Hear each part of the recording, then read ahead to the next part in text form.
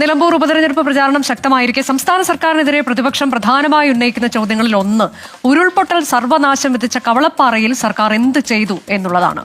ആ ചോദ്യം ഈ തെരഞ്ഞെടുപ്പ് കാലത്ത് ഉയരുമ്പോൾ അതിനുള്ള മറുപടിയുമായി സർക്കാർ തന്നെ രംഗത്തെത്തുകയാണ്. എന്താണ് സർക്കാർ ചെയ്തത് എന്നതിനുള്ള മറുപടി 24 എക്സ്പ്ലെയിനറിൽ നിഖിൽ പ്രമേഷ് വിശദമാക്കും. കവളപ്പാറ പുനരധിവാസത്തിനായി സംസ്ഥാന സർക്കാർ ചെലവഴിച്ചത് 20 കോടി രൂപയാണ്.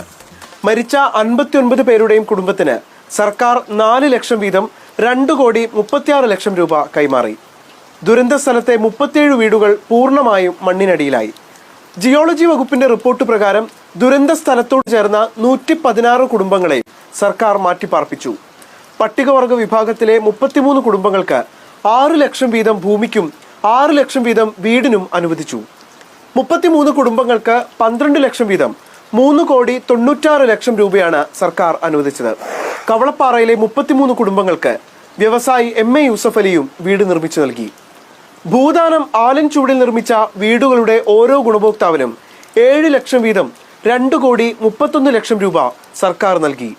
ജിയോളജി സംഘത്തിന്റെ റിപ്പോർട്ടിന്റെ അടിസ്ഥാനത്തിൽ 87 കുടുംബങ്ങൾക്ക് ഭൂമി വാങ്ങി വീട് നിർമ്മിക്കാൻ 10 ലക്ഷം വീതം 8,70,00,000 രൂപ സർക്കാർ നൽകി. കവളപ്പാറ ദുരന്തവുമായി ബന്ധപ്പെട്ട് 153 കുടുംബങ്ങളെയാണ് സർക്കാർ പുനരധിവസിപ്പിച്ചത്. മാറ്റി താമസിച്ച മുഴുവൻ കുടുംബങ്ങൾക്കും നിലവിലെ വീടും ഭൂമിയും അവരുടെ ഉടമസ്ഥതയിൽ തന്നെ തുടരാനും അനുമതി നൽകി. 153 കുടുംബങ്ങൾക്കും സൗജന്യ വൈദ്യുതി കണക്ഷനും സർക്കാർ നൽകി. കവളപ്പാറ ദുരന്തത്തിന്റെ പശ്ചാത്തലത്തിൽ 2019-2020 സാമ്പത്തിക വർഷം പോത്തുകല്ല് ഗ്രാമപഞ്ചായത്തിന് 1 കോടി രൂപ സർക്കാർ പശ്ചാത്തല സൗകര്യത്തിനും വ്യക്തിഗത ആനുകൂല്യങ്ങൾക്കുമായി പ്രത്യേകമായി അനുവദിച്ചു നൽകി. ക്യാമ്പ് നടത്തിപ്പിന് വേണ്ടി മാത്രം ക്യാമ്പ് നടത്തിപ്പിലെ വാടക ഇനത്തിൽ മാത്രം 18 ലക്ഷം രൂപയാണ് സർക്കാർ ചെലവഴിച്ചത്. സംസ്ഥാനം നടുങ്ങിയ ഒരു ദുരന്തമുണ്ടാകുമ്പോൾ അതിൽ ഇടപെടൽ നടത്തേണ്ടത് അതത് സർക്കാരുകളുടെ ഉത്തരവാദിത്വമാണ്.